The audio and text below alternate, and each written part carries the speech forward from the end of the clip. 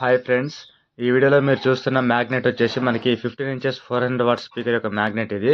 ఓకేనా, నేను దీని నుంచి బాస్కెట్ అయితే సపరేట్ చేయడం జరిగింది. ఫ్రేమ్ అనేది ఇక్కడ మీరు చూస్తున్నారు కదా. నేను దీన్ని అయితే సపరేట్ చేయడం జరిగింది. ఎందుకనంటే మనకి ఇది ఒక సైడ్ అయితే అయిపోయింది. మన మ్యాగ్నెట్ అనేది మళ్ళీ సెంటరింగ్ అనేది చేయడం జరిగింది. సింపుల్గా చెప్పాలంటే మ్యాగ్నెట్ రిపేర్ అయితే చేయడం జరిగింది. ఇక్కడ మీరు చూడొచ్చు.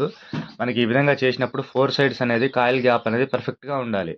చూస్తున్నారు కదా, మనకి 4 సైడ్స్ అనేది సేమ్ అయితే ఉండాలి. ఒక సైడ్ ఎక్కువ ఇంకొక సైడ్ తక్కువ అయితే ఉండకూడదు. ఓకేనా, ఈ విధంగా సెట్ చేసుకున్న తర్వాత మనం నార్మల్గా కంప్లీట్గా గమ్ వేసుకున్న తర్వాత ఈ ప్లేట్ కింద అదేవిధంగా ఈ విధంగా సైడ్స్ కూడా వేసుకోవాల్సి ఉంటుంది.